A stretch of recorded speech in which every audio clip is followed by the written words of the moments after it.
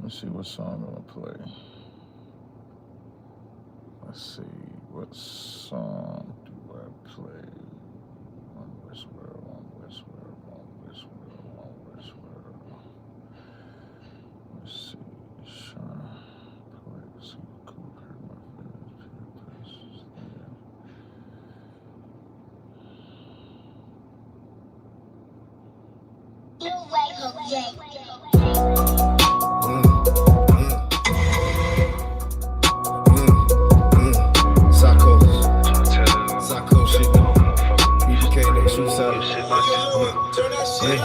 I don't even wanna talk if you can't keep some shit I told you deep. Fuck you talking about, but you are. I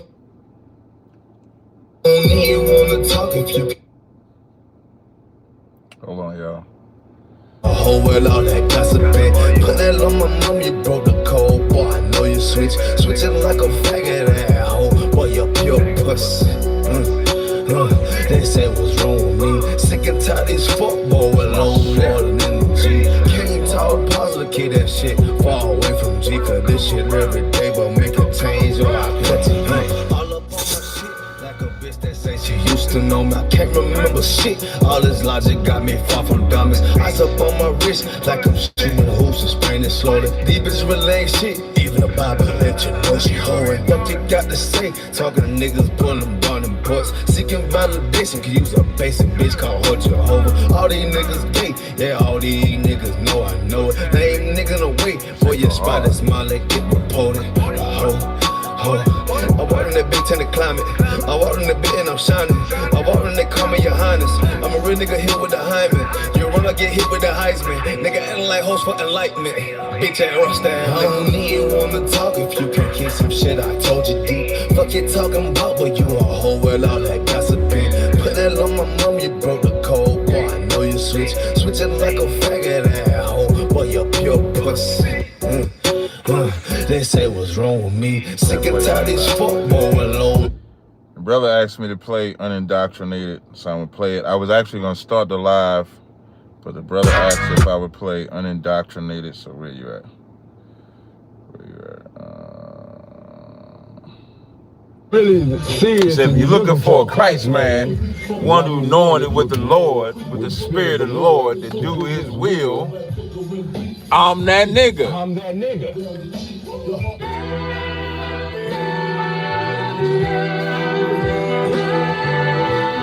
One West, 125th Street. Look, y'all fake the presidents like they gon' change this country. Run illegal and talk like cause y'all gon' make 'em money. Fuck Obama, he ain't come here on cargo slave shit. What the fuck he do for blacks in his administration? I'm waiting, patient like a saint. Black, Hispanic, Native, they hate your ass the same. Hate Christ in their image, paint you all the slave.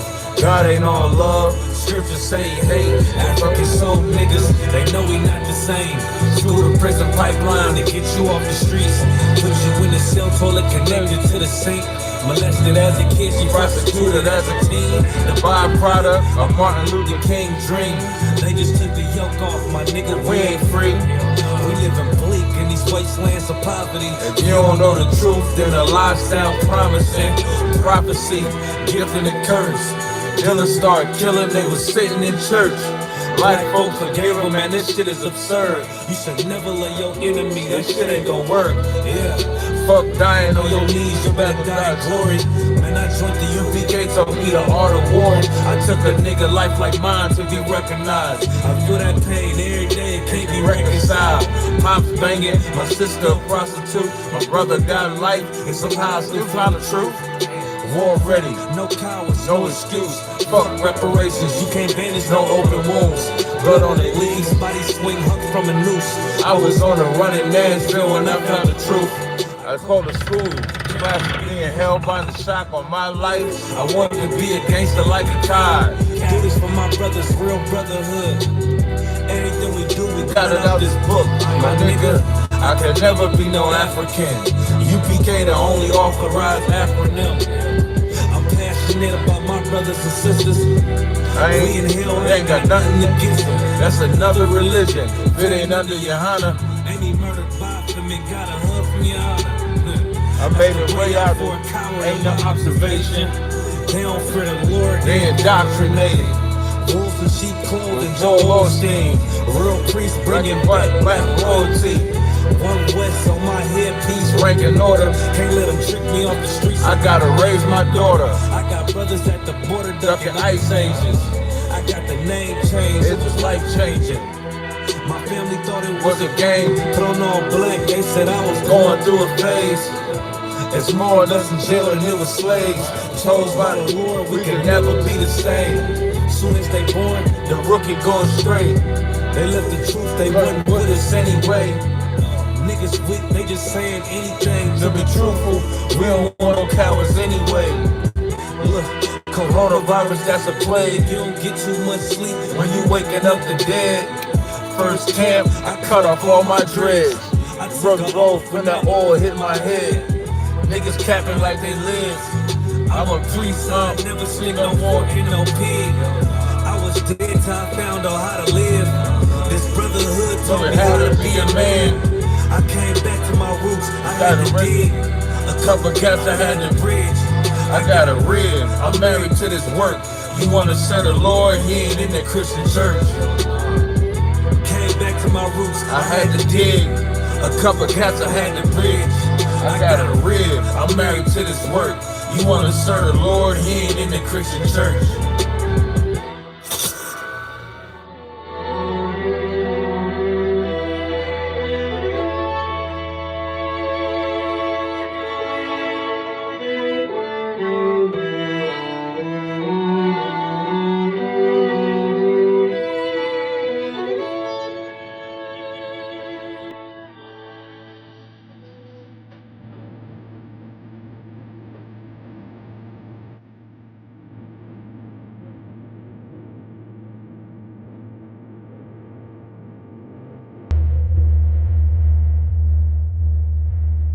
Move up and plan shall respect my journey. Oh shit, hold on. I did not want that song to play. Hey y'all, hold on 1 second. What the hell is this?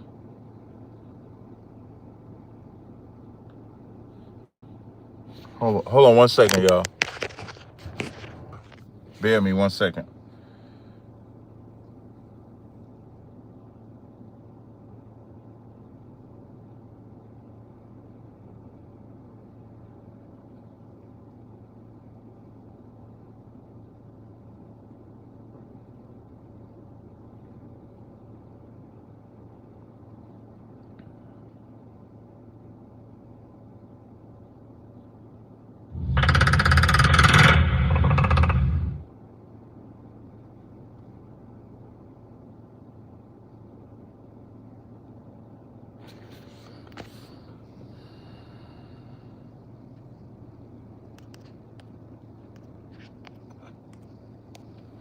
All right. Sent. Hold up. Sent. All right. My bad, y'all. Welcome to another edition of Car Chronicles. I'm your host with the most, Captain Tazaryach of the ISUPK, under commanding General Johanna. There's a ton of stuff going on in the world today. Takes everything you got. What's that song? Sometimes you want to go wherever. That's the Cheers, right? There's a lot going on in the world today. In the world, there's a lot. Terrance Crawford, for example. Terrance Crawford's bodyguard. Now, it's the interview that he did, it's a lot that he talks about. So there's an interview. You know, and this is the brother in the interview, right? To know him the way that I know him. This is the brother in the interview. So now, the brother in the interview is the bodyguard for Terrance Crawford. And this is what I mean when we talk about your money don't mean anything, that the white man is the devil that the Bible speaks of. The bodyguard So I'm gonna surmise the story. So they try to make it seem like Bud was reckless drive. Bud is Crawford, just so y'all understand. Shout out to my nigga Yawasop. Shout out Yawasop. And Erica, I think that was you that requested the song. I think I called you an Ak. Looks like you're a sister, so I do apologize for that as well. So they try to say that Terrance Crawford was reckless driving. That's why they pulled him over. That, of course, was a lie. I knew that was a lie. They also said that the cops said that they saw a weapon on the ground floor. That was also a lie. The bodyguard for Terrance Crawford is known throughout the city for everybody. And so he tells the story. I'm going to try to play some of the story. Let me see if I can play some of it. It's so humble. You know, again, history was made, and just bear with me a second. I had streamed on out into the private garage that we were, that we had before the Steel House, and we coming down. So I want to get to where they get pulled over. Right. He leans down. So now, and as he's asking for this is them. So now this is what you're gonna see. I'm gonna blow it up to where you just see the security brother. He's the security brother that was pulled over with Terrance Crawford. So he's Crawford's bodyguard, right? So he's gonna tell when you see him saying bend down. When they got pulled over, there's an officer that came on Crawford's side. There's an officer that came on the bodyguard side. So I'm going to play it. ID, he leans down some more. He looks over at Bud and he says, "Oh, F, it's Bud." And he stands back up. And keep in mind, this car is a little lower. And you can tell that by his energy, he kind of wanted to be like, man, just, be careful, have a good time. Now, just so y'all can understand, what he says is when the cop comes on his side and the cop leans down and looks in the car, he sees that it's Terrance Crawford. And he says, oh shit, it's Crawford. And so he said that cop's energy is like, man, we just gonna let them go. They clearly didn't do nothing wrong. We gonna let them go. That's that cop's energy. Get your night going. You could tell that that's what his energy was, the cop on my side. So as he's asking me for my ID, him and the cop over on this side is asking Bud, I think, for his stuff too at the same time.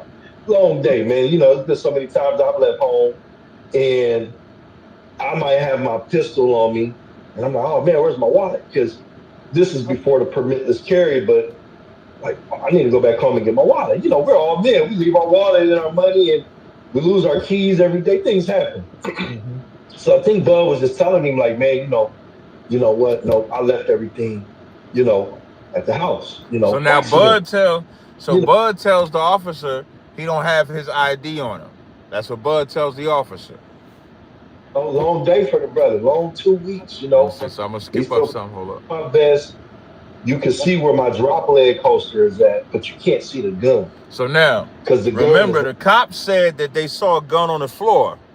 You're going to hear him say there was no gun on the floor. There's no reason to have a gun on the floor. You have the weapon on you. He has the weapons on him, but the officers don't know that he has a weapon on him. That's important to the story.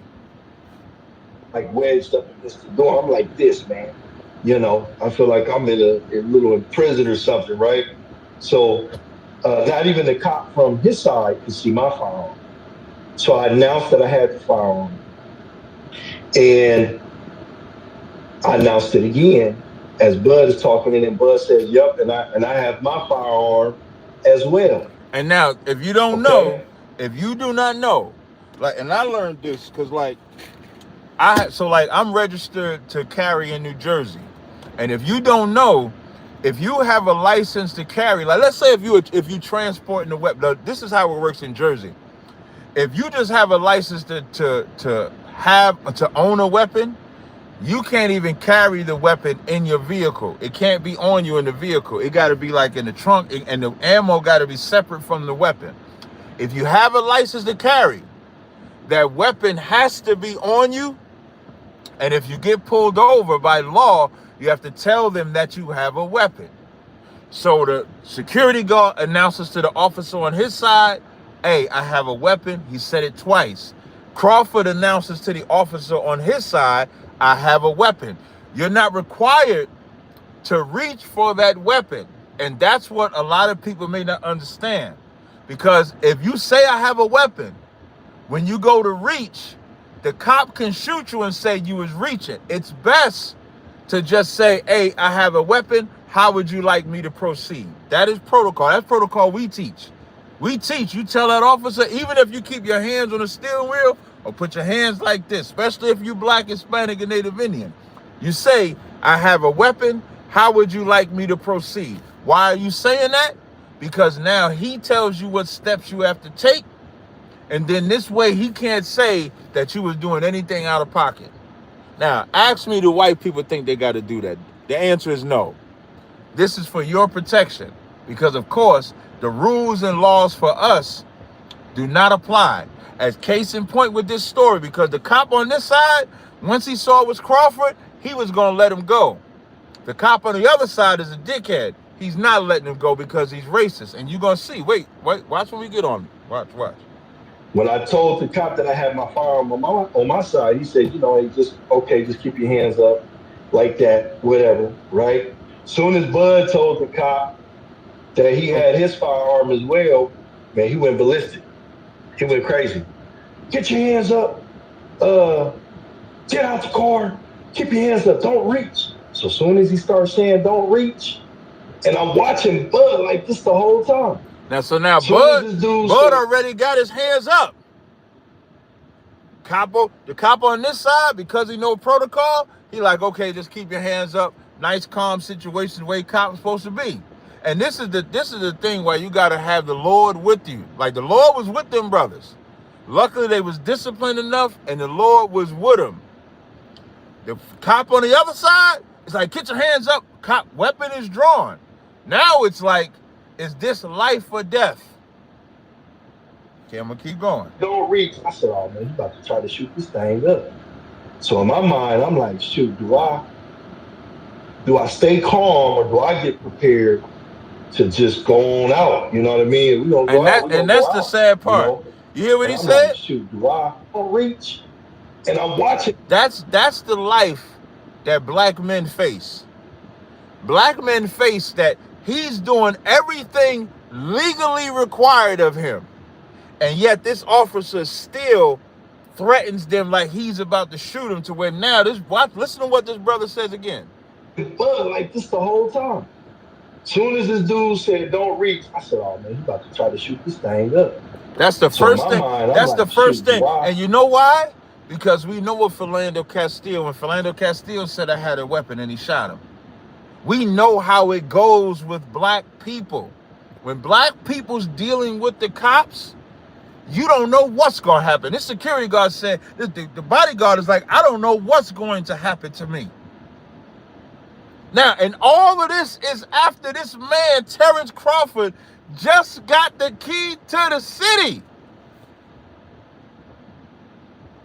Just got the key to the city. They all party. Like when you watch the whole interview, you'll hear him say, we was just partying with the celebrities. And he says it was Black people, white people, Chinese, Mexicans, all kind of people there.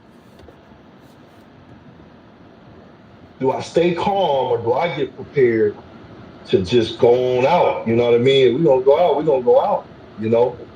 And this is how my mind was processing it because of the nature of what I do, you know? So he kept telling Bud, don't reach. But meanwhile, the cop that was on my side, he's pulled his gun out. But the energy that he gave me was, man, this other cop is tripping. Can you guys still hear me pretty good? Loud and clear.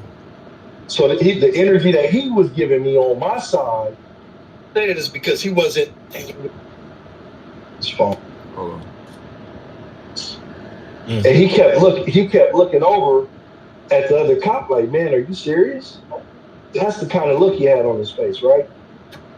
So I think the snippet that you guys keep seeing online is a snippet where Bud is finally getting out of his car.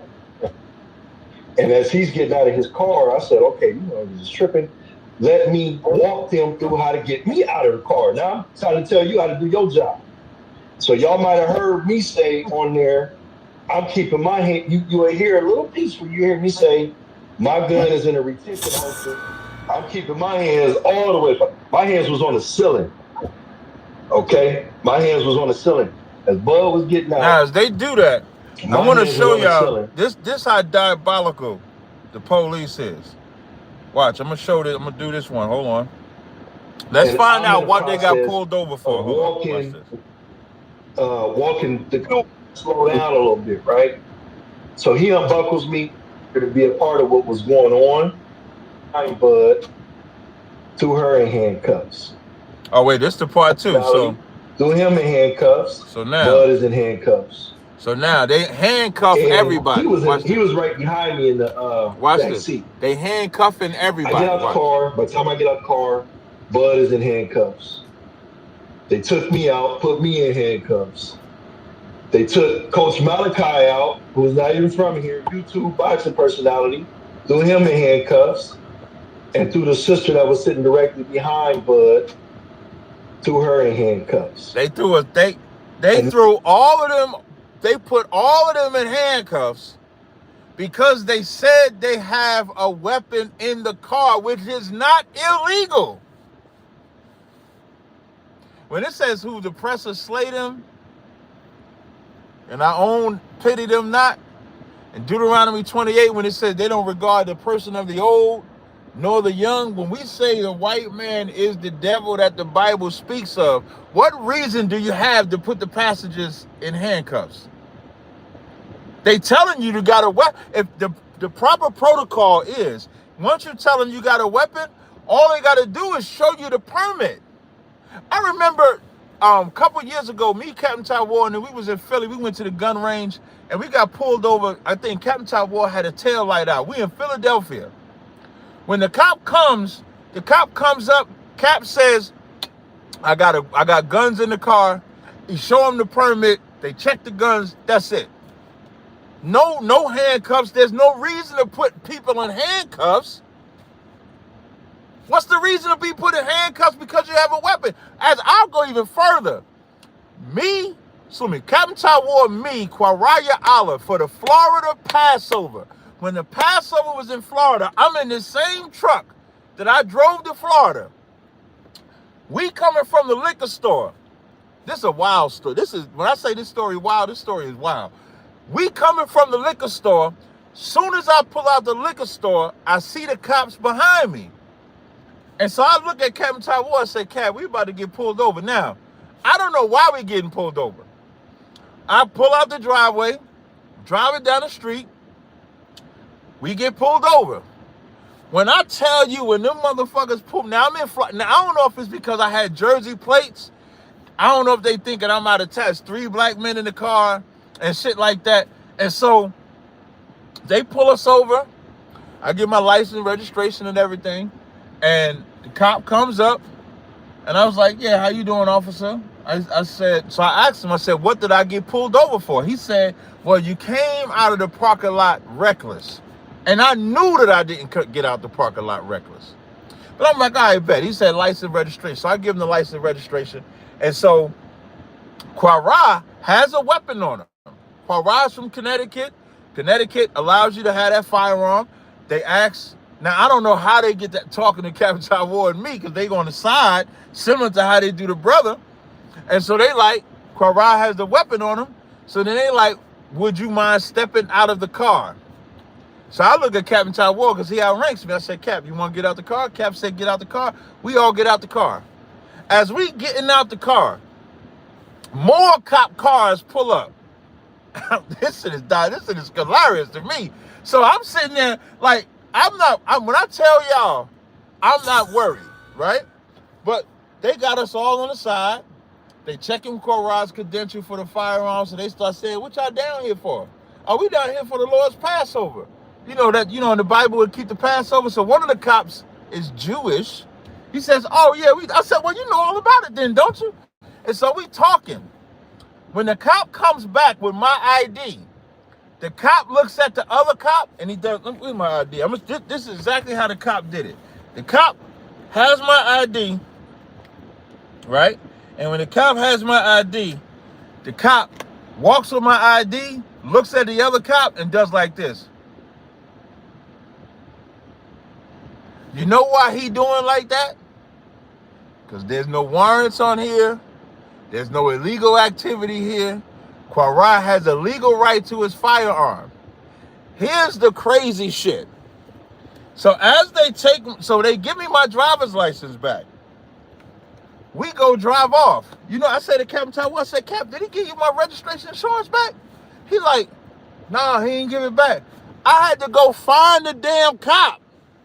So now I got to drive around Florida. I'm driving around Florida in the area trying to find where the damn cop is at. When I go into the gas station, I just see a cop car. I don't know if it's him or not, but I'm about to tell him this cop got my license, got my registration, because I know that's a setup, because now they done took my shit. Now they can't pull me over, and when I ain't got my paperwork, they can take my shit. I go find the cop. I get out the car. It's the actual cop. He said, yeah, man, I got your license registration. I wanted to say, bitch ass nigga, you knew you had my, that's what I wanted to say. I wanted to say that shit. I was like, I appreciate it. Give me my shit. I got to go hunt the cop down. They do this shit. They arrest you. They put you in handcuffs. They do these things to make you give them a reason. They put Terrance Crawford in cuffs, put their brother in cuffs, the other brother. They put 4 people in handcuffs for obeying the law. 4 people they put in handcuffs for obeying the law. In Florida, it was one of them beach. It was a beach, Florida, not Boynton Beach. Wherever the Passover was at, that's where it was at. I can't remember the city where the Passover was at. Now I'm gonna keep playing it. Initially, what they said they had pulled him over for was. Oh, this is important. Now, this how you gonna know the bullshit of why they pulled him over. They try to say it was reckless. Watch this part. They took me out, put me in handcuffs. They took Coach Malachi out, who's not even from me. What they said they had pulled him over for was speeding. So now they said they pulled him over for speeding. Right? Cocoa Beach, Florida. Appreciate that. So they said they pulled him over for speeding. Watch what Bud asks. Watch this. So then, well, if I was speeding, what was the clock at? Would you clock me? And he said on camera, well, I don't have a radar. I couldn't clock you. So now okay. the cop said he pulled Crawford over for speeding. Crawford asks, what was I clocked at? The cop says on camera, I didn't clock you. Let's keep going. That's important. We're standing outside in handcuffs, right? And then you start seeing our people start to close in. You know, they get to tripping a little bit. The cop asked Bud again, then what is your, I said, man, so I get frustrated. And I said to the cop, I said, man, quit asking him this shit, man. I said, you don't know who you talking to. You don't know who this. I said, you don't act like you don't know who this is, right? So it's like, well, who? So I said, oh, so you don't act like you don't know who Terrance Crawford is, right? So he was like, oh no, but his buddies kind of looked at him. A couple of them looked at him and just shook their head, man, dropped their head and walked away. Was like, man, this dude is out of control, right? And let me tell you something. Seen other cops. That's all it takes. Even though them cops know he's out of control, and here's why them cops are just as wicked as that other cop. Because them cops that know that he's tripping is supposed to correct him. Remember, it's about upholding the law. Even if that cop is wrong, they know that cop is wrong. And you know why? Because that cop could be tripping enough to shoot them. So don't think like, oh, they the good cops. They not good cops. You know what a good cop would have done? A good cop would have told them, hey, don't put them in handcuffs. A good cop would have said, the law says they have a right to carry them permits. Let's make sure their permits is legit. That's what a good cop would say. A good cop would say, hey, man, this is Terrance Crawford. He just got the key to the city. A good cop would have said, hey, if you ain't clock him, how you know he was speeding? That's what a good cop would have done, because clearly they knew that that was a bad cop. So you know what that means? They all bad cops. Because you're a bad cop, even if you are not a good cop, because you know what the bad cop is doing is wrong.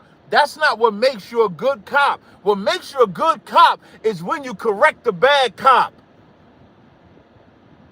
That's how you know it's a good cop. So even though the brother that's telling the story is making it seem like the other cops was cool and this cop was tripping, no, they all was tripping because nobody corrected the one that was tripping. Because if the one that's tripping goes off, you know the cops that he think is cool gonna side with him and make sure he don't go to jail.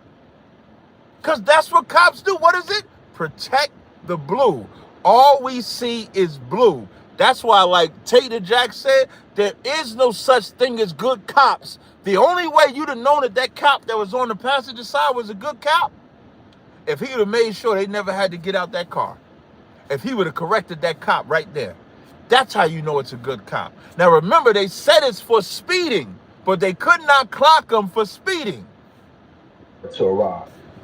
And they seem to be in disarray and confusion as to why this is transpiring the way that this is. Man, you can feel the energy. They wasn't with it. Remember, initially we got pulled over for speeding. That's what they claim, okay? They get their little huddle behind the cars and all of a sudden come back with the reckless driving. But they are on camera pulling us over for speeding. So it go from speeding. Them out, I was like, man, you can't, because on that speeding ticket. So it go from speeding to now reckless driving.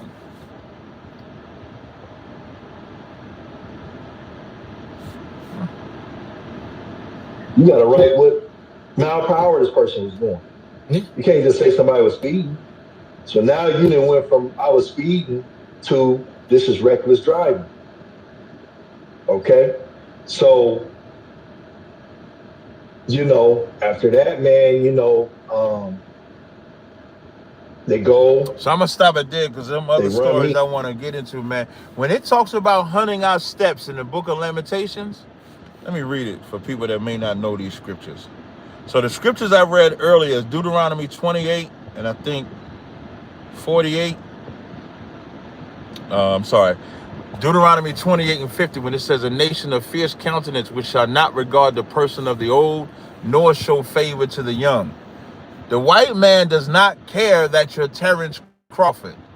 He don't care if you Don King, Mike Tyson, Michael Jordan. When you get pulled over, you are at my beck and call. What I allow you to do, you can do.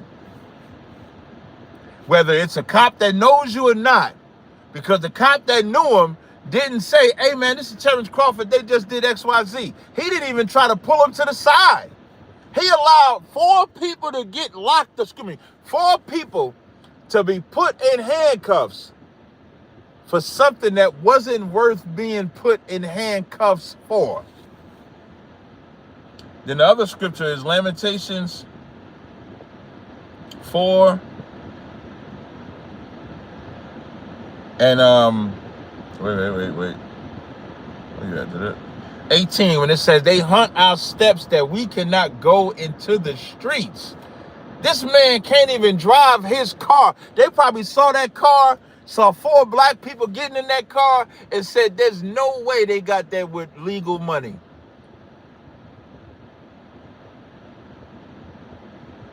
Thank the Lord. The Lord was with them brothers, man. The Lord was with that brother, extreme professional brother. The Lord was with Terrance Crawford, made sure they got home safe.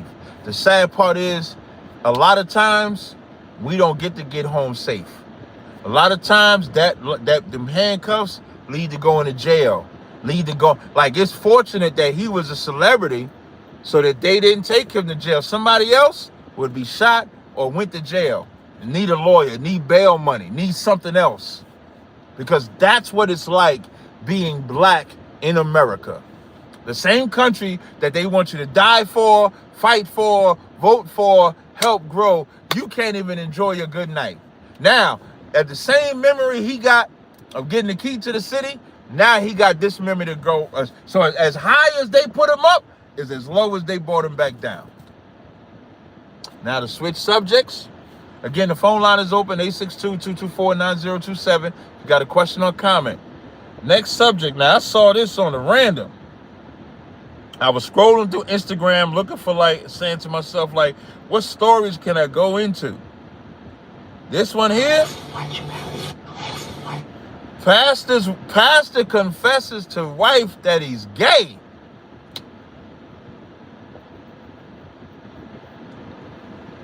Also, too, before I get into this gay stuff, I got a 25% off sale off of all Carl Gas products. I almost said Tazaryach and Lily's Creations, but I got 25% off sale off all Carl Gas products. That's the body butters, the oils. I'm bringing 2 brand new scents out to California. Hey, my Qual gonna like this. I almost want to call this man oil I got, I almost want to call it Añejo. Look, my Qual gonna like that name. So I looked up the word Añejo, right? There's an Issacharite brother that wanted me to make an oil. Caller, hold on one second. There's an Issacharite brother that wanted me to name an oil after the name that he gave me though was a little too pagan. But I got this oil, so I looked up what Añejo means, right? Cap, is it okay to work on the Day of Atonement? If your slavery is forcing you to work, then you got to work. Y'all know Day of Atonement is sundown tonight. All right? So sundown tonight is Day of Atonement. That's when you fast by no eating or drinking. I'm glad you said that because I'm gonna talk about that too. Like, what can you do, what don't do on a on a Day of Atonement. So Añejo by definition means aged, old, or mature. Now, I don't like the old part, but aged or mature. So I'm thinking about calling it Añejo. I know my Qual gonna like that name, but I got 2 new oils for the sisters and the brothers that I'm bringing out to California. Also, when I get to California, the oils are only gonna be either $10 or $15 when I get to California. So for all my Cali people, anybody coming to Cali, it's either going to be $10 for the oil or $15. I'm not sure. It's either going to be 10 or 15. Caller, what's your name? Where you calling from? Caller, you there? Yeah, I'm here. Yeah, this is Themis, man. I'm calling from Las Vegas. Hey, what's going on, brother? You got a question or comment? Nah, man, I just got a comment, man. I just wanted to comment about the little Crawford situation real quick, man. Yes. So my thing about when our people go through situations like that, they don't understand that as much as they want to complain about it, it's going to keep happening as long as we continue to follow after their traditions, celebrating Christmas with them, wearing Christmas sweaters. We got Christmas trees up in the house. Right. As long as we continue to do the things that they're saying that we're a part of, but yeah, we get mad and want to complain and say, "Oh, look, they racist. Oh, they doing this. Charlie Kirk hated black folks." Yeah, but you sitting right there celebrating Christmas with them. You sitting right there with a Christmas tree up in your house, just like them. Right. Real talk. You know what I'm saying? So it's almost like I can't think of the word, man, but it's like you mad about something that they do to you, but yet you sitting right there celebrating every holiday and every tradition right with them. So you ain't gonna never get that type of respect from them until you stop doing what they doing. You know what I'm saying? So that's the part where I feel like black folks, man, don't understand, man. Like they sit up there, they continuously complain about equal rights and man, they racist, they this, they that. Okay, well, you got to stop doing what this devil is doing. You got to get away from him. You got to completely cut it out. You got to deal with your own. You got to gather yourselves with like-minded with people under the Most High. I agree 100%. Yeah, man, and that's the issue I'm having with the woman that I'm with right now, man. And I just can't get her to see things the way that the way that What, I as see far it. as being an Israelite, or what you mean? It's as far as being an Israelite too, man. But she don't like. I'm trying to really work with this sister, man. But it's almost like she'll complain about things, about racism, and oh man, they this that. But then yet, I can't get her to stop, wanting to be a part of these traditions, man, like Christmas, Thanksgiving, all that shit. So like Halloween coming up, she plan on celebrating it. Is that what you're yes, saying? absolutely. Wait, hold on. Absolutely. Okay, hold on 1 second. All right. Caller, hold on. Hey, do y'all live together? Nah, we don't live together, nah. But she's your lady, right? Yeah, she my lady, man, for sure, man. I wouldn't go around her while she's celebrating that shit. I wouldn't even go around her. If you're asking me. Oh nah, but that's the thing is that she know I don't get that. She know I don't stand with none of these holidays and none of this shit, right? So at the time, like when I'm learning things and I'm studying things, man, I try to like share it with her to see if I can get her mind to kind of see it the way that I see it. Mm-hmm. But she's so caught up in, it's just, it ain't no big deal. It ain't. But when them holidays come around, do you see her? No, absolutely not. So you don't hang with her I've been around this sister, man, for probably about a year, man. So she kind of knows how, I already told her I don't celebrate none of these holidays. Now one more question. Before you met her, you already had this mind state? Like before you got with her as your woman, did you already have this mind state of separating from the white man and his holidays? Oh, absolutely. Okay, absolutely. so why didn't you make sure she was on the same page before you laid with her? Well, that's the thing. I was still in the process of learning. You get what I'm saying? So I was trying to bring her along on the same journey with me because she's a great woman. You know what I'm saying? Don't get me wrong. She's a really good woman as far as like womanly duties. You get what I'm saying? So I'm like, man, I'm gonna tell you when it you know what discretion is? Absolutely. Okay, now just for my listening audience, right? Discretion is the quality of behaving or speaking in such a way as to avoid causing offense or revealing private information, right? So in the Bible, in the Apocrypha, right? I'm gonna read this verse, right? It talks about the grace of a wife delighteth her husband, and her discretion will fatten his bones, right? And so the mistake that you made, and a mistake that a lot of brothers like us make, is that we look at motherly values or womanly values, and because that's such a scarce thing, we let that outvalue what is more valuable. And what was more valuable is to make sure that she was in line with the Most High, as opposed to like what she could do as a motherly duties. Because you can find her, listen, you'll be able to wifely as a wife, you know what I mean? Because she could be comforting carnally, but spiritually she's a monster from what you're saying. Spiritually, she doesn't have the discretion to say, hey, we not celebrating. You say we ain't celebrating that? You know what, you right. We ain't celebrating that. She don't have that in her. Right. You know what I'm saying? And so those are the mistakes that we made. And so now you're in a position where every white man holiday, you got to battle. What about the foods you eat? She followed the dietary law? Oh, no, she was definitely that. She came forward with that right there. She cut out all the... she cut that out. So now what you want to do is try to enforce, go in on, these holidays. You know what I mean? Like I wouldn't come, let's say the minute she put a Christmas tree in the house, I wouldn't see her until that Christmas tree is out of the house. That's what I would do. Hold on 1 second. Call, hold on. Like, yeah, hold on 1 second, 501. Like I wouldn't, like she would know that if you choose these holidays, I don't even want to see you. I don't want a picture. I don't want a text. I don't want to call. Unless you're going to be on board with me and keeping these laws, statutes, and commandments, we ain't doing nothing. That's damn near how you got to be.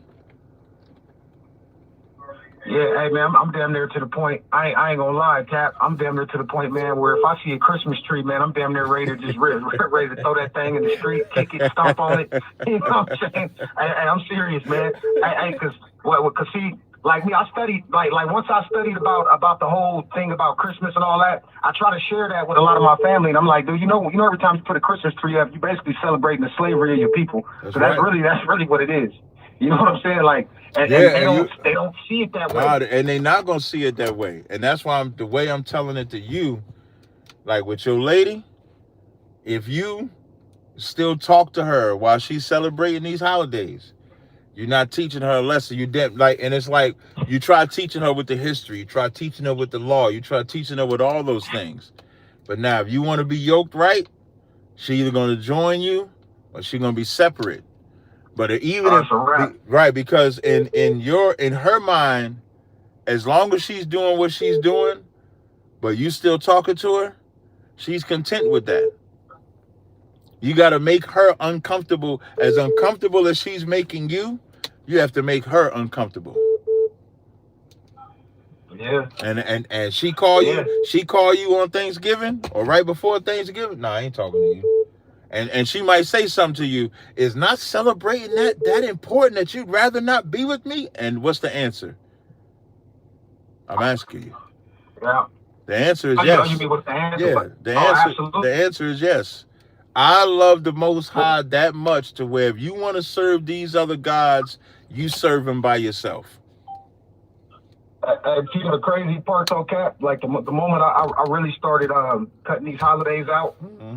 A lot of my family, man, like family that they don't message me about that no more. I don't get a happy Thanksgiving. I don't get a happy nothing. They don't text me none of that. But then we ain't talking about the family. You good? We trying to focus on that lady. So I hope that lady, you know what I mean? If you could take some of the advice that I gave you, maybe go through that scripture about discretion. Yeah. You know what I mean? About do she love the Most High? Yeah. And you got to start and you got to start telling her you being a watchman right now, because at some point. Yeah. The Lord gonna get tired of you telling her to do right and she ain't doing right. And the Lord gonna say, okay, she won't listen to her husband. Let me show her how bad it is to not listen to your husband. And what's scripture that? Let me make sure I get that down. That scripture was Ecclesiasticus, the 26th chapter and the 13th verse. 26:13. Okay. All right. I'm gonna take the next call, brother, if you don't mind. I appreciate you. Hey, no sweat out. Take it easy. All right, Sean. Shalom. Caller, hold on. Next call in the queue is, it says Jumar on my phone. Yes, sir. Jumar from Texas. How's it going, man? Hey, what's going on, brother? You got a question or comment? Yes, sir. Two real quick comments right quick in the question. One, just what the brother was just touching on, man. I remember when I was coming into the truth and I was trying to bring my girl into the truth about those holidays at first, man. And just the tension, you would think that it was a highway in the middle of my house with fire on it. I mean, it was just like, it was chaotic, like with me not participating in that. Like, it was just such a division at first, man, you know, and it was just, and it would stay like that, like a couple weeks, you know, when Christmas come around, Thanksgiving, you know, her family trying to shame, even my family, like, you ain't gonna come to the, man, you never know when you gonna see these people again. I'm like, man, we can come together any day. You know, it ain't gotta be just on these days, but I'm just like, I'm not doing it. And my girl was like, he hates holidays so much, he done found a religion that he ain't gotta do it. It was funny as hell, but yeah, no, man, even before, like, I started coming into the truth, like, the holidays just wasn't sitting right with my spirit as much as they used to. Right. And I mean, I started looking at them, and I was telling people, I was like, what are some of the most stressful days of your year? I was like, what? And like, I don't know, I was like, it's holidays. I was just thinking about all that planning and preparation, the money spending, the, you know, trying to figure out your bill, trying to figure out what you're going to get this person and that person, and what if they not happy with it? And what have you got them before that you ain't going to get them again? Just all this stuff. And I'm like, yeah, them holidays, listen, man, holidays is the most depressing time because holidays is where America, your family, your friends make you feel short if you don't buy somebody something. If you ain't got your kids gifts, if you ain't got your kid, you ain't a man. You ain't a mother. You ain't a father. And motherfuckers don't listen. They don't pay their rent. They don't pay their light bill, don't pay their car note. Yeah. Hey, listen, them kids get them toys, they break them shits the first day, man. Them kids have feels they I'm breaking telling them you, damn out the toys. window, like, damn, I ain't gonna even eat lunch this week. You know, listen, and you know what's crazy too? You do all of that. You do all of that. And you got to tell your kids a white man did that shit. Man. That's the Ain't craziest crazy part. for none Out of of all of that, just think about that. Man. You know, Santa Claus. Yeah, look, Listen, you Santa, know when slaves themselves Yeah. out and prostituting Yep. yourself. Santa Hey, Claus that is the fat most white high. dude got that for Listen, you. Santa Claus is the most high. Think about it. Santa Claus, Man. this is what you tell your kids, that Santa know if you sleeping, know if you awake. Know if you was good. No, wait. He knows it. Wait, he knows if you're sleeping. Knows if you're awake. Know if you're good. Know if you're bad. So be good for goodness' sake. Man, That he coming down in the chimney. This nigga Santa Claus got so much power. That nigga coming from the North Pole and deliver all the gifts to the world in one night. With reindeer that's flying around and shit. The reindeer flying around and shit. And so you as a black man, gotta tell your kids that the white man is giving them their gifts every year. That's crazy. And the kid go hating your ass. Yep. and here's the other thing. We teach our kids to lie. Because we're lying. Sure. That's how bad them holidays is, man. I got a lot of calls though, brother. Did you have a question? Okay. Yeah, so real quick, well, number two comment, real quick, was CD Lamb, wide receiver for the Dallas Cowboys. I'm proud of him because they making him wear these rainbow stuff to celebrate the LG, that thing. And he said, no, I'm not wearing it. He's like, I know I'm gonna lose sponsorships, I know I'm gonna lose this, but I'm not wearing You no said rainbow CD Lamb gloves. said that? CD Lamb said that whole little article. He's like, I'm not wearing that rainbow stuff. Whatever happens, happens. So I'm proud of him for that. Wait, I'm listen. Not wearing. Hold on. Let me see if I can find that story. You can keep talking. I'm just looking for it. Okay. Mm-hmm. And that was on that one. My third one was going to be a question. I would just want to know what the difference was. I don't have a scripture, but difference between a slave and a tributary in the Old Testament. All right, hold on one second. Let me see if I can find this. Okay, no problem. Yeah. I like that.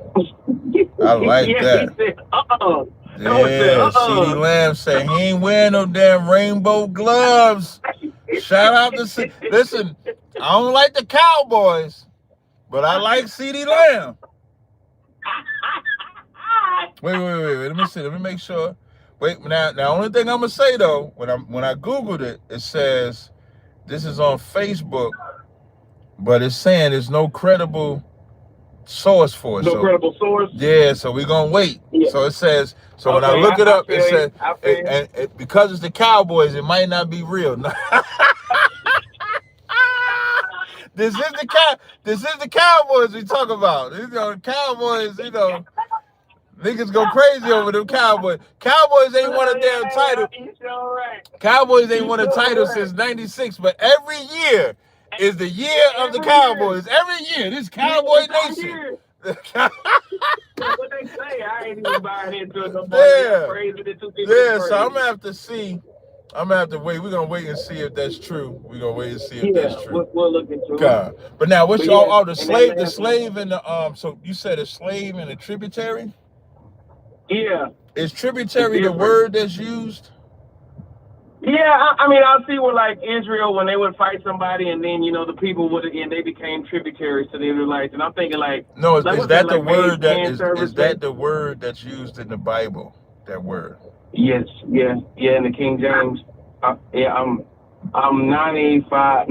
Look, I was 100% sure until you asked me again, but I'm 95% sure. Let me see. I knew that was the word. So meaning, what I mean by that, do they use that word? So like Deuteronomy 20:11, it says if a city accepts the peace, so becomes tribute. Let me see. Deuteronomy 20:10. Let me see. Because that might just be the modern word that we're using, but that might not be the word. Hold on, let me see. Yeah, make answer peace. Then it shall. Oh, you're right. It's the tributaries unto thee. It says if it shall be If it make thee answer of peace and open unto thee, then it shall be that all the people that is found therein shall be tributaries unto thee, and they shall serve thee. Is that what you're asking? Yeah. And what's the difference? You're asking what's the difference between that? Between that and a slave. Slave biblically? Or does it depend on the... I'm sorry. You mean you talk about a slave biblically or slave like what we went through in America? Yeah, biblically, like a slave biblically and a tributary. You know, does it depend on the context? So it would definitely be the context. So when you look at that, it says gang of forced laborers, task workers, laborers forced overseas. So now in Deuteronomy 20, I'm gonna read a couple verses up just to give you the context. This is talk about when you go to war with your enemies. When you win that war, when you win the war against the enemies, verse 10 says, when thou comest nigh unto a city to fight against it, then proclaim peace unto it. And it shall be, if they make an answer of peace and open unto thee, then it shall be paying tribute. Like, let's say if the tribute is like, okay, you're going to give us 1,000 shekels a month. Oh, okay. Like the mafia, we the mafia. Yeah, that's y'all the city. Pay up, y'all. Right, that's the city paying tribute. A slave is something like if I'm in debt to you and I'm paying off my debt to you. Or if you take captives, if you're taking captives and then now they become servants. So one is a city making peace, the other is individual or in warfare. So it's just a context. Okay. I get it. That's clean cut and dry. I understand, man. All right. Okay. Hey, that's all today. I appreciate your time. Hey, no sweat, brother. All right. All right. Hold on, next caller. Hold on 1 second. I want to know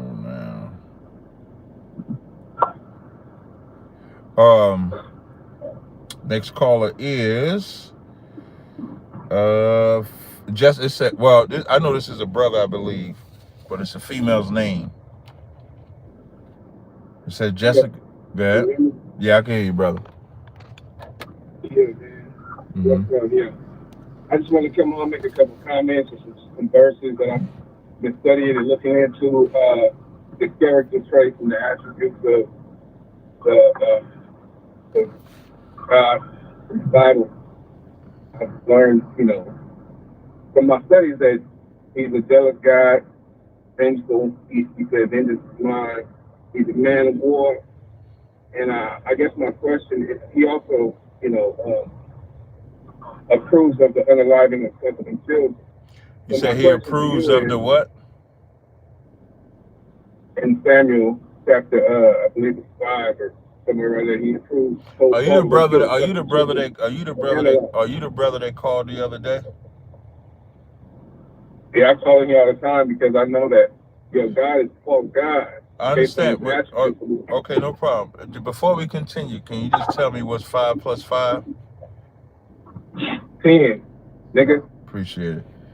501-680. He said 10, nigga, like he was about to stay on the phone. That's the first time somebody stood on it. That nigga said 10, nigga. Click.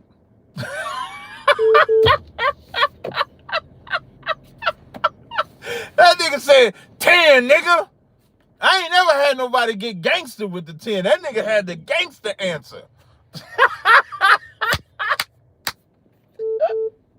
Nigga, I ain't taking your call. 501-680. What's your name? Where you calling from? Oh, can you hear? Yeah, I can hear you. What's going on, brother? My name's Carl, and I'm calling from Arkansas. Okay, what you got, a question or comment, brother? Actually, I got a question. I'm starting to understand the Hebrew Israelite culture. And from my understanding, it seems that we are the original 12, or part of the original 12, based off of the traits that God had sent us back in the day when Moses was getting us out of Israel. Okay, so Moses is getting us out of Israel. Say that again. Moses was getting the children of Israel out of the land of Egypt, right? Right. Based off of God made for Moses on the 10th Commandment, if that's right. Right. My thing is all this. Hello? Yeah, I'm listening, brother. Okay. From what I was reading, it said that we was under that contract, and God had made another contract with Jesus Christ for us to be saved under Him. My thing is, what was wrong with the first contract that God had to change it? I know. Why you say? Well, why you say he? Well, why you say he changed it though? Because he created a new law. What? You say he created a new what? A new law. What new law? The New Testament. The Testament is not a law. The Testament, the things in the Testament. If you're saying that the things in the Testament are new, is that what you're saying? Yes. Okay, is that what it says in the Old Testament? Let me be a little clearer. Let me be a little clearer. In the Old Testament, when it talks about a New Testament coming, is it a new law?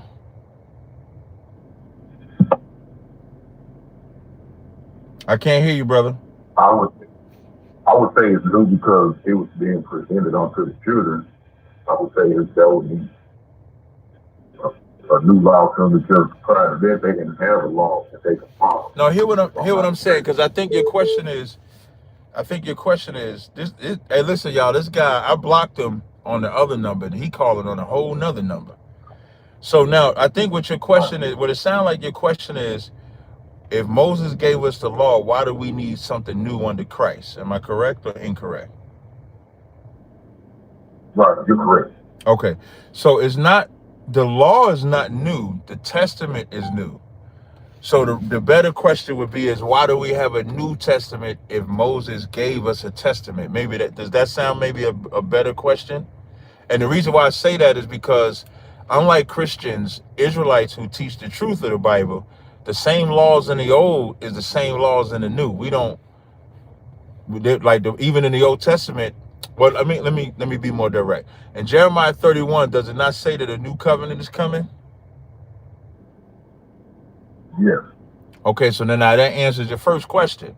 You said, why do we need a New Testament or a new law if Moses gave us the old? So then the second question I have for you, why does Jeremiah 31 say we're going to get a new covenant?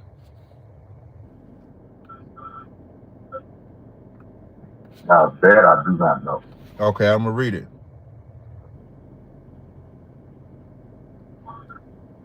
Hold on one second. Again, bro, I'm still. I'm with you. This ain't a gotcha moment. This ain't a gotcha moment. I don't want you to feel like I'm trying to, it don't sound like you coming at me sideways. So I don't want you to think I'm coming at you sideways. It sounds like we're just reasoning a question you have. All right. You understand? Yes, I do. Got you.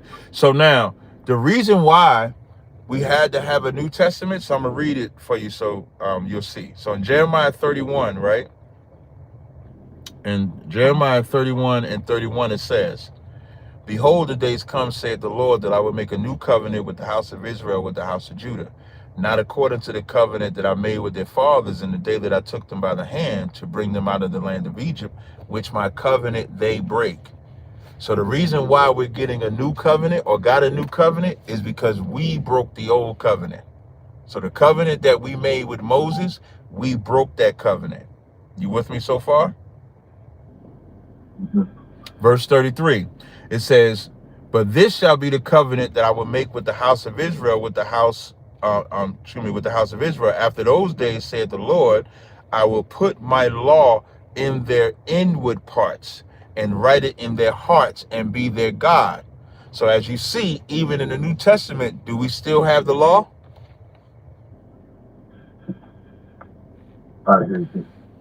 I said, so even in the New Testament, do we still have the law?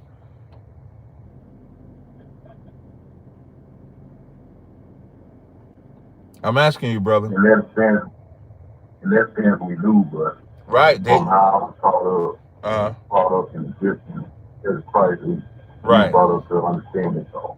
The old was thrown away, God right? put on. Exactly. Like, and I was brought up the same way. So I was brought up like, okay, the old covenant, we had to keep the law, but under Christ, we don't. That's how we both was brought up.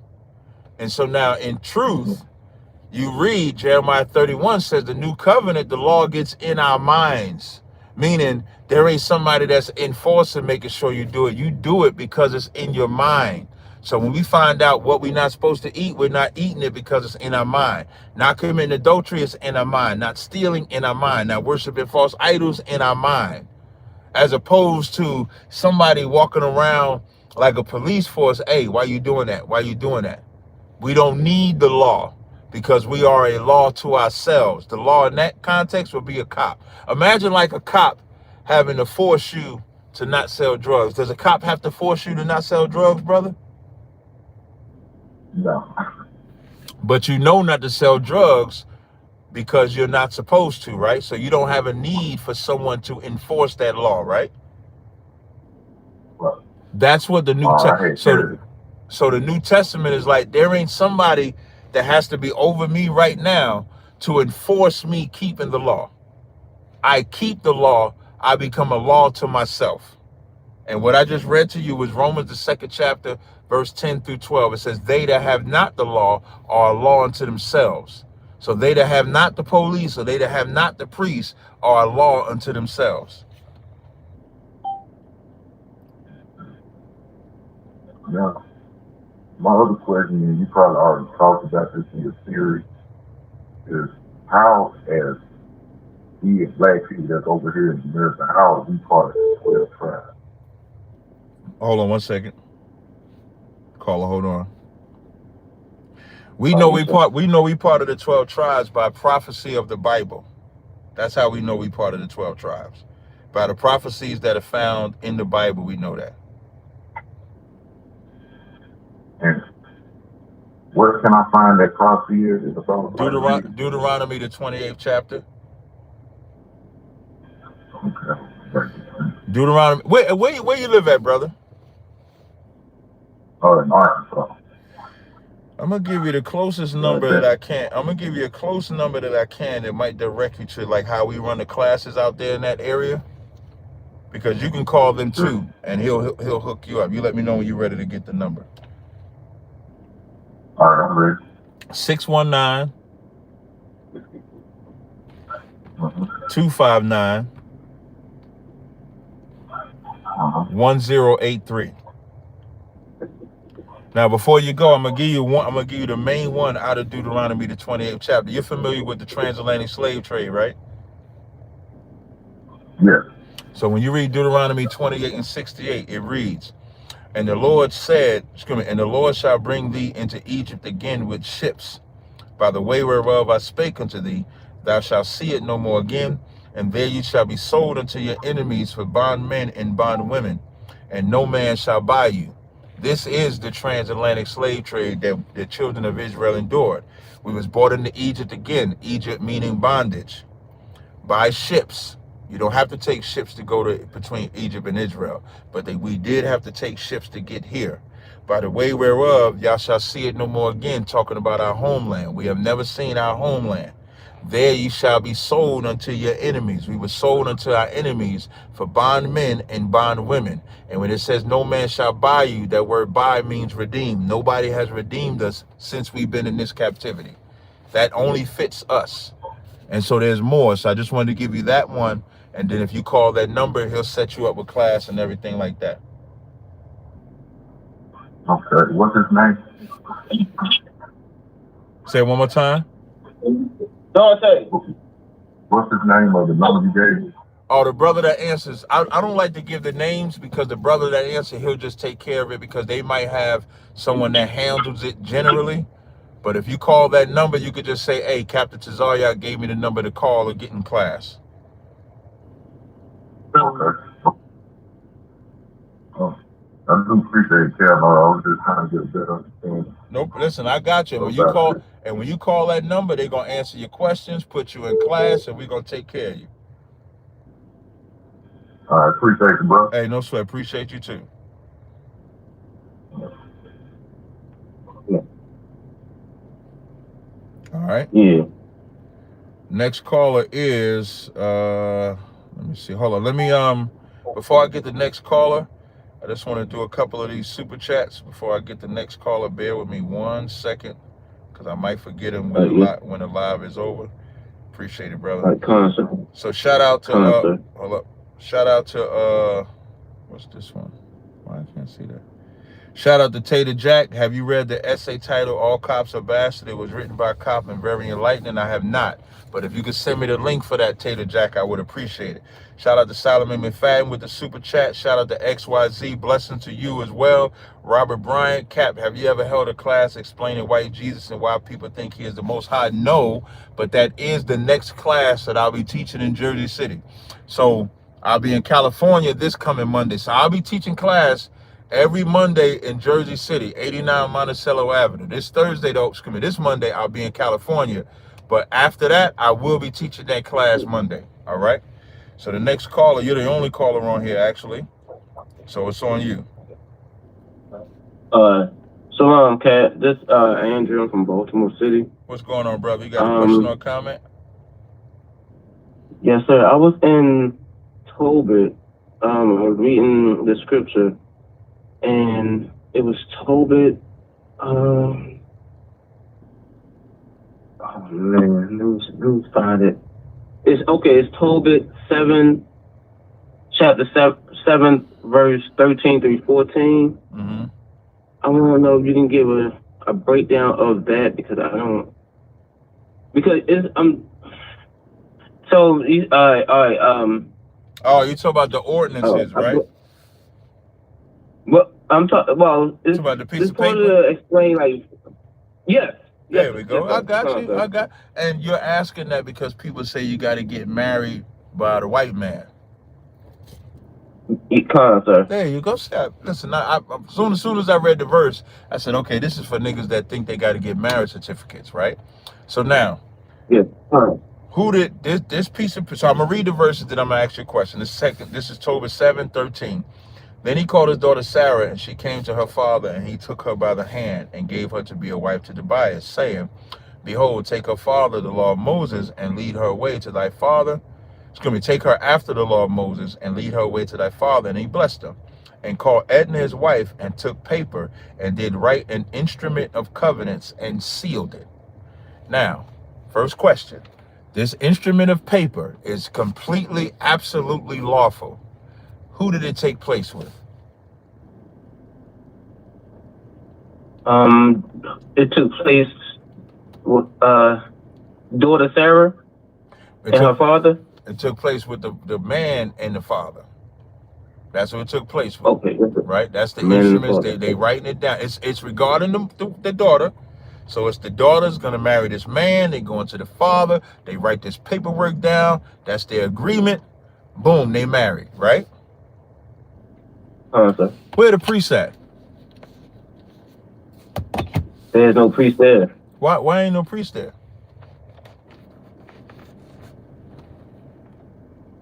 I don't know.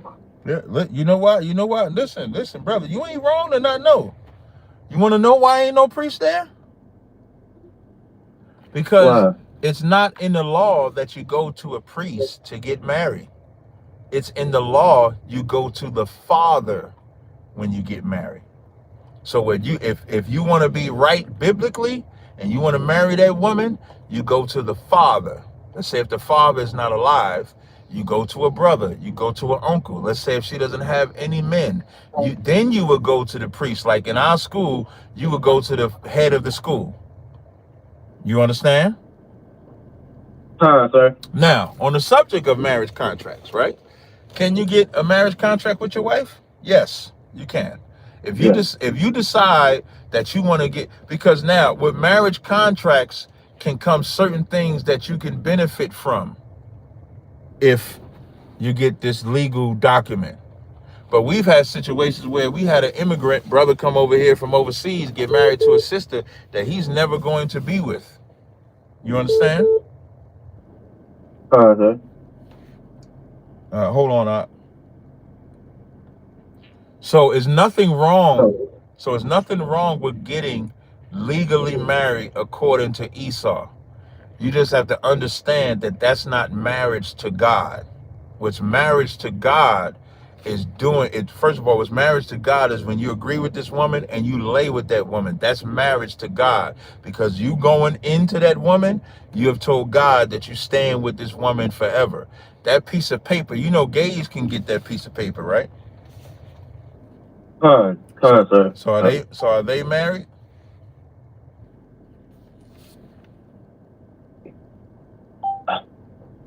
I would say no. In America, to Esau. to Esau, they married. And now you see how you said no, they're not married. Is the same way you're not married to that woman just because you got that piece of paper.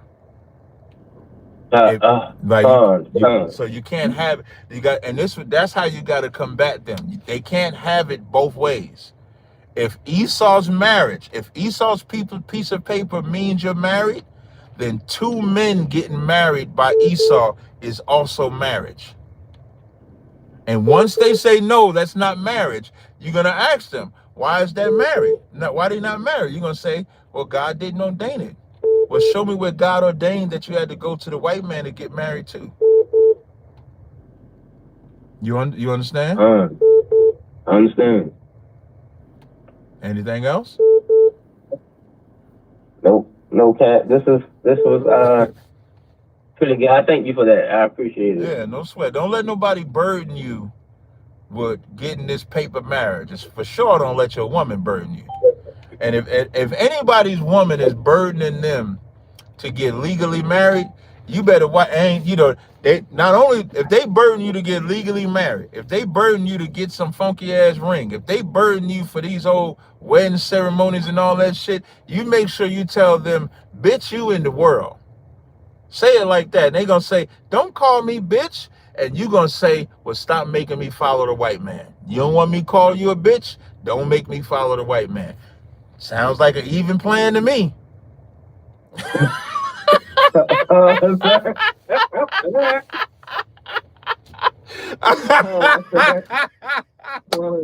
It's just that easy. Now, I ain't gonna call you a bitch, and we ain't getting no marriage contract, no ring, no ceremony. Now, the ceremony is not unlawful either.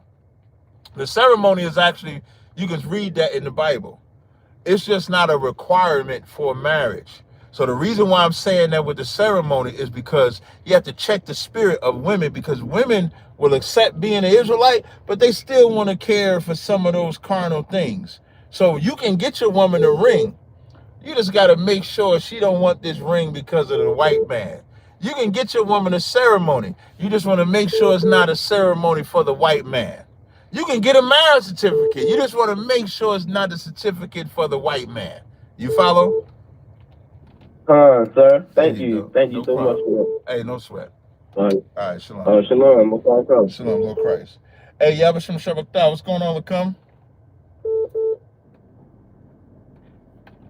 Lakam Yala. Sir, can you hear me now? I can hear you now. What's going on, Yabashim Shabbat? Hey, Yahabashim Shabbat, sir. Salaki for bothering you, sir. What you brought out right now was extremely heavy because this boy, wait, hold on. This boy just used a camp cut-in on me just now. I just want y'all to know that. What the brother bringing out is super heavy. That's what every brother that cuts in on somebody at camp. Every time somebody cuts somebody off in camp, the reason why, listen, and they say that so that the brother don't get mad. What the brother bringing out is super heavy. Now you can't get mad at me. And he in the school. This officer will come y'all out of New York. So he's saying that because he know. But go ahead, break it down. What you gonna say? God, sir. The last time I called in and we spoke about arrested development. And that's one of the symptoms that the brother that had just called right now, what he was talking about in reference of his rib, what she's demonstrating, what she is projecting, which is a form of arrested development, that she can't consider or will not consider the relationship or the marriage with her man official until there's some type of, pen and paper, some type of seal that makes it official by the state or whatever government entity. That's a fact. And another thing that Concert. And another thing that I wanted to bring up, and I should have called a few days ago on the Car Chronicles before in reference of Cardi B. And you brought up an extremely powerful point on that. That Cardi B left Offset to get with another form of Offset with this other dude, with Stephon Diggs. Correct. So, now, allow me to introduce myself to everybody in YouTube. My name is Officer Lakamya Allah. I am a licensed and practicing therapist in the state of New York. I am in the ISUPK, the Israelite School of Universal Practical Knowledge, and I am under headquarters. And this will be Captain Tazaryach's portion of Free Your Mind. So, I would like to go ahead and give a break it down. Psychiatrist. That's right. A therapist portion, or a therapist understanding on what Cardi B did, and truthfully speaking is what a lot of sisters do. Now, we hear all too often, especially with Black and Hispanic women, that, you know, the men that they get, they ain't shit. And they always gripe and are saying, the men that I always attract, they ain't shit. And this is why we always get people like Cardi B that leaves one man and gets the same man, but just in a different face. That's correct. So this is something that is called love mapping, right? So now, love mapping. So for y'all, pay attention to these words. He about to free your mind. This is called love mapping, what Cardi B has done by jumping from Offset to Stephon Diggs. Go ahead, Al. So, especially, it's important for you ladies to understand this, because y'all are the ones that are the biggest. Y'all are the most contentious when it comes to this. Y'all blame the men, but the reality is it's also your selection process for these men. So now, love mapping, what it is, it often entails kind of a subconscious pattern, which is rooted in either childhood experiences or attachment styles, right? Which can often make unhealthy, familiar relationships. You know, there's women that will go ahead and stay with a man that is abusive, or stay with a man that has some type of manipulation thing, because that is safer than dealing with someone that they don't know. Right? So it's like they're used to this type of. Are you saying because they're used to this type of trauma, so that's comfortable for them, or is it something different? Because they're so used to it already. It's the norm for them. Right? So this is why women they attract the same people. You know, the YNs nowadays, they call it like F boys, you know, or scammers. They're always attracting the same people. Yeah. You know, the scammers, the F boys, the gangbangers, and they can't seem to break free from those type of levels of attraction to people. So what is really important, right, is that they have to break these cycles. Women need to first identify and address these underlying beliefs and patterns that they're going through. They need to do some serious self-reflection and also seek a therapist, right? This is why the ISUPK has the best marriage counseling in the entire planet. Facts. Big facts. But the officers, the captains, the generals that oversee the counseling department, and they'll help you out. I will also help you out. So some of the patterns that occur with this is the subconscious programming that goes on with a lot of these people, right? So past experiences, some can be positive, some can be negative. This is why it's also important for a woman to have her father in her life, you know. And a lot of these things, of course, they stem from childhood, and it shapes the core beliefs. It shapes the beliefs about themselves. It shapes the beliefs and their perceptions of relationships by creating an unconscious or subconscious blueprint for what feels familiar or safe. But listen, man. So, listen. I'm gonna talk to Jenna Hyman, see if we can get you in the counseling department. I am in the counseling department, sir. Oh, Most High in Christ. Okay, my bad. I am.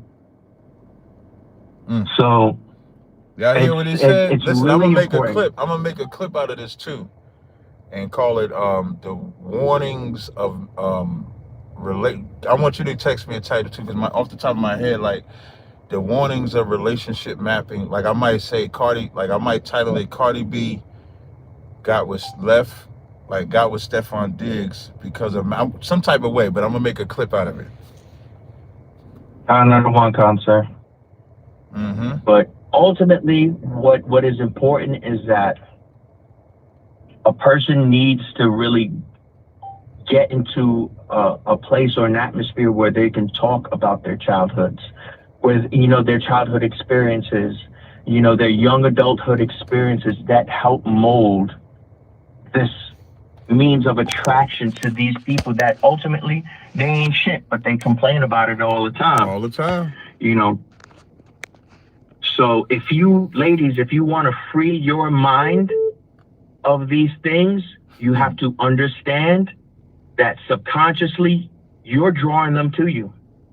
You are drawing these men to you. And you have to get over that. Yeah. We have to find out what's going on, whether it's daddy issues, whether it's mommy issues that's going on with you, whether you've had previous, abusive relationships, whether you've had previous abusive family members, Right. Speak to the officers and the captains that are over your zone. Yeah. Get them on the line. Let them know that you want to get some counseling done. They'll most likely, hopefully, they'll go ahead and hit me up. And this is what I want to add. And I'll be here service. Yeah. And this what I want to add too. As we're talking about Cardi B is the more popular one out of Offset and her, and him. But that doesn't mean that what Offset was doing was right either. So this ain't about, like, talking about Cardi doesn't mean that Offset was innocent. Cardi B is just a subject today.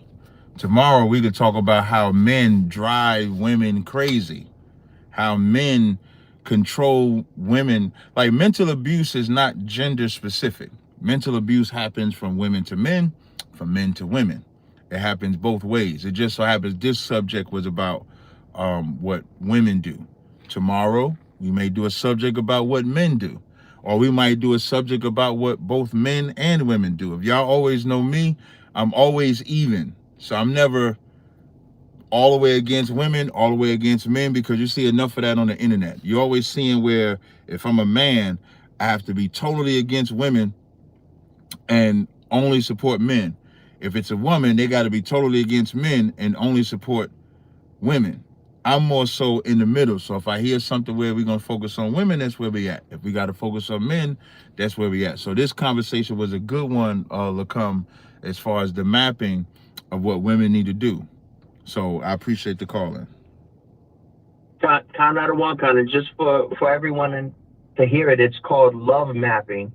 I suggest everybody to go ahead and look it up, see how it's defined, see where you categorize yourself in that. Believe it or not, it's going to pull a lot of psychological band-aids off of people, because people have a tendency of just putting a band-aid over their trauma. That's right. Instead of dealing with it. Instead of dealing with it right away. That's right. This is where the physical abuse in relationships happen, drug abuse happens, alcohol abuse happens. All of these things stem, and what you're doing is only numbing the pain. You're only numbing the issues and just quieting it instead of confronting it and eliminating it altogether. Facts. I appreciate the call out. No sweat, sir. How about you, Mika? Now, before I go, I ain't get a chance to get into the gay thing, but don't think I forgot about it. So I'm trying to pick which one. Should I show the gay pastor or should I show the gay ass bad baddie? Let me tell you something. Oh wait, before I go, this is what I mean when I talk about men. I remember when what's the wide receiver cornerback that plays for the Jacksonville Jaguars? Wide receiver Jacksonville Jaguars. What's his name? Travis Hunter. I remember when Travis Hunter, they said Travis Hunter used to hang out at the, used to sit in the car while his girl would go in the club. And niggas was in the world like, man, I can't believe Travis Hunter did that when you do that with your hoes all the time. Men like to think like when they see stories about what men are doing in the world or what women are doing and getting away with and stuff like that, like they're not doing the exact same thing. You are. That's the habit that we form. What I like to do, I like to crush the myth that black men have to degrade black women, that black women have to degrade black men, that we should be able to have a conversation with me as a man. If a man is messed up, I'm going to say he's messed up.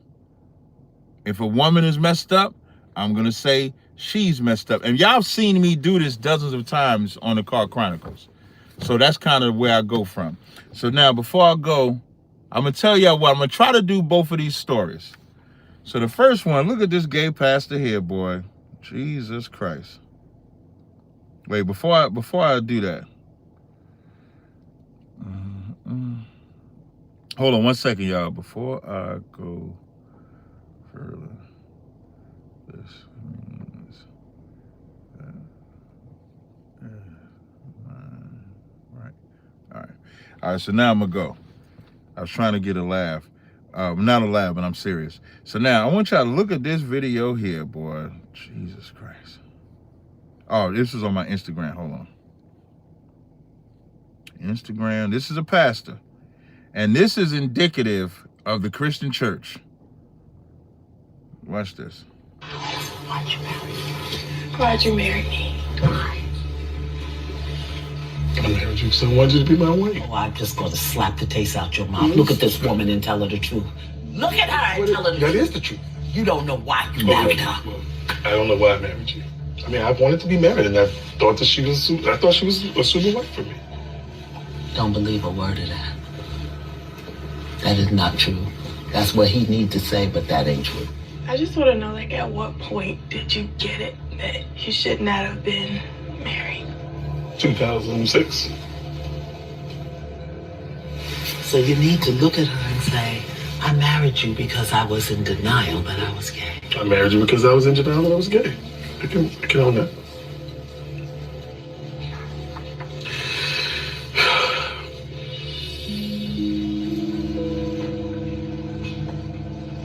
I'm sorry, Tiffany. If I had knew different, I would have done different. Now, you talk about diabolical. That's diabolical. Ain't nothing worse than a down low man. Nothing worse. A down low man, listen, I don't believe in no homosexuality of any kind. But if you're going to be gay, come out the closet. Do you know how many lives this nigga destroyed? He said he married her because he thought she was a good woman, but he's gay the whole time. And he's a pastor. That's how, like, when we talk about